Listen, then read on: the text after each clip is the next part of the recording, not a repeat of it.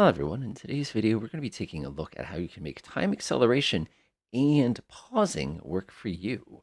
So we've talked about time acceleration in the past, but one of the things we haven't really hit upon is how you can kind of customize it to make it work without missing kind of key events. And there's a combination of different techniques that you can use to make that possible in this game. The first one is if you look at the bottom left corner of the screen, you probably notice that there's this thing that says 15, 1, 5, and 15. You'll also probably notice if you hold your mouse over it that it's going to jump up and say advance time by 1 minute. So if you hold down the Alt key and then press the key that you see there, it'll actually advance time when you're paused. Now what I'm going to do is I'm going to set my time acceleration to maximum, and I'm going to press Alt 2. And what will happen here is you'll see that we'll advance time exactly 1 minute. Now the cool thing here is you didn't see anything happen. That makes sense because nothing did happen. So what I'm going to try now is I'm going to go ahead and press alternate 3. And you can see there, 3 minutes later, exactly, we've acquired some unusual contacts that seem to be chilling out off our east coast here. So what I'm going to do now is I'm afraid that we might get attacked or something. So I'm going to make sure that I've got something to pause us in the event that we advance time a little bit too far. So I'm going to go up to my game options here. And in the game options, if you head over to the message log, you'll notice there's an option here for timescale 1x. What this does is this will intentionally pause your game, or actually not pause, it'll drop you to 1x scale when it has a certain condition met.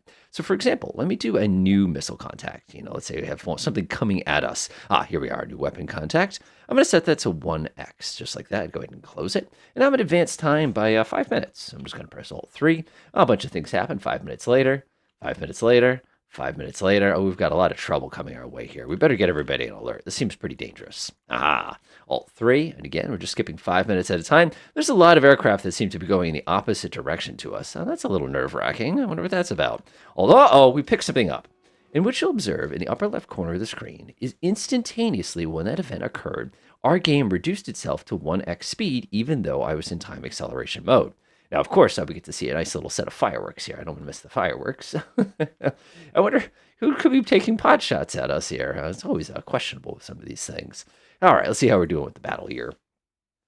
Isn't that a neat little base? I love the way they got like little hangers and everything like that. And then, of course, you can watch the little fireworks here as they're firing the individual pot shots at these. It says R3s. They're not R3s. They're kayaks. KH-20s, I think. I always get those wrong, but I think you can guess where those came from.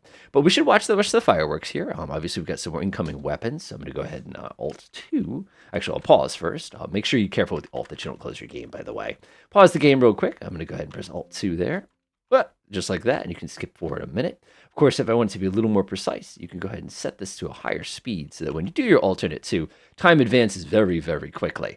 Keep in mind, there's a lot of shenanigans about to happen here, so I'm going to go ahead and press Alt 1. And you can almost skip ahead one click at a time. And of course, we had a new missile detected, so the game instantly dropped down to 1x speed, so we can watch the engagement of our missiles here. Now, I believe they call the Rapiers hittles and not missiles, because the concept is they never miss.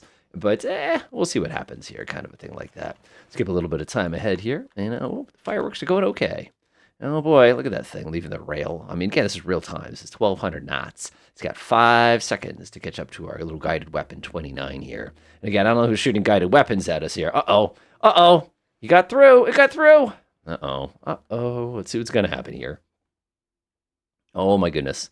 Here it comes. Uh-oh. Oh, this might get really close.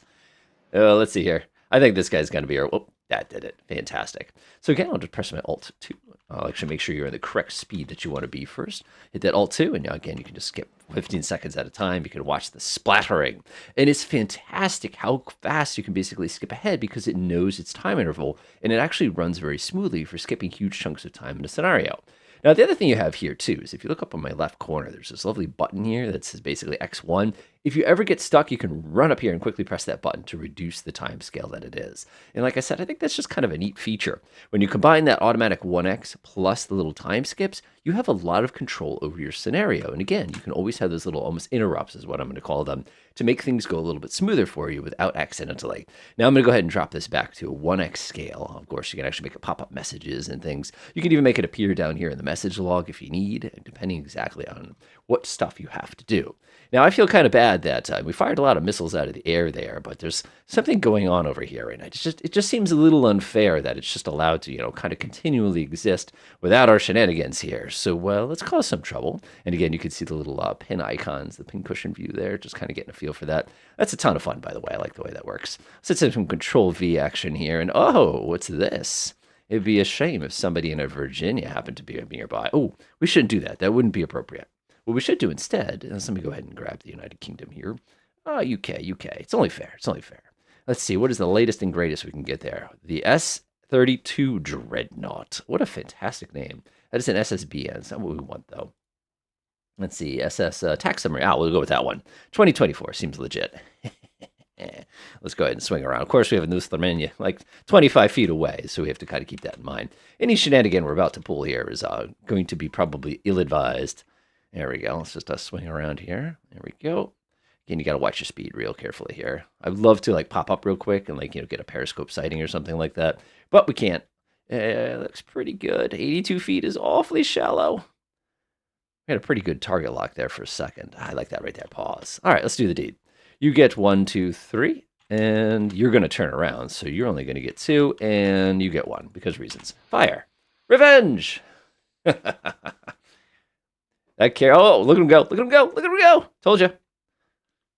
Oh, ow. Oh, each. Uh-oh. He's running. He's running. Not going to work. Oh, what? Turn around. That did it. Oh, I can't believe that didn't work. I'm actually kind of disappointed. Oh, these little barks, by the way, they can get in the way sometime. Let's see how we're doing here. New Thermania is hurting, I bet. Let's take a look at it. Yeah, he's a Hulk, so he's going down. And, of course, the Kuznetsov is not looking so good, but I think we're going to have to give it another pass. And, of course, you can see that our Goblin here, which clearly did the deed, even though we detected him firing, we weren't quick enough to get a follow-up torpedo. We were too busy running away. So as you can see, the time acceleration options are a great way to be able to kind of control the flow of the game, especially in longer scenarios. But they can also be customized to make sure you don't miss important things. Enjoy.